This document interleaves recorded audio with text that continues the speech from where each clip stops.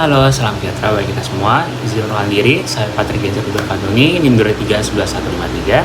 Saya dari kelompoknya Bang Uzair, yaitu kelompok A6. Di sini saya akan mempresentasikan bagaimana cara kerja dari tugas kreasi saya.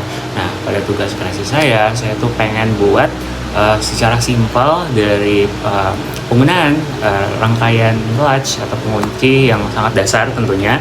Di mana saya tuh pengen buat bagaimana cara kerja dari sensor otomatis sebuah gerbang. Jadi ketika misal si mobilnya masuk, nanti sensornya bakal mendeteksi sampai si mobilnya lewat, kemudian gerbang itu tertutup kembali. Baik, selanjutnya saya akan ke CX Programmer yang akan saya gunakan. Terima kasih. Selanjutnya pada CX Programmer yang saya gunakan, di sini saya menggunakan menggunakan penggunaan NO di sini sebagai inputan dari mobil. Nah, kemudian ada juga sensor ultrasonik, kemudian ada coil untuk menjadikan motor up-nya menyala. Kemudian saya juga menggunakan inputan pintu terbuka. Lalu saya menggunakan limit switch. Lalu saya menggunakan prinsip dari DIFU. Jadi ketika si mobilnya lewat, maka kondisinya bakal mati. Jadi saya pakai konsep dari alternate, bukan momentary, Bang.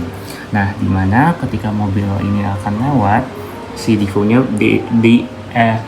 diff down, Bang, itu bakal menyala. Nah, kemudian saya bakal menggunakan limit switch. Nah, limit switch ini pengelamatannya tuh bakal terhubung dengan motor off dan sensor ultrasonik, dimana itu bakal men-take down seluruh rangkaian yang saya gunakan pada program kreasi saya.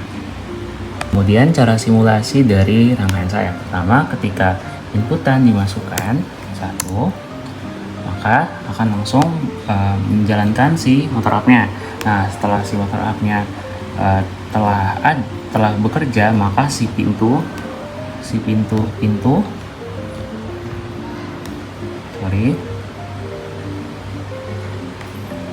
ini diberikan logika 1 atau terbuka. Nah, setelah terbuka, kita menggunakan prinsip dari different down ini, dimana ketika diff down ini akan bekerja sesaat setelah di akhir.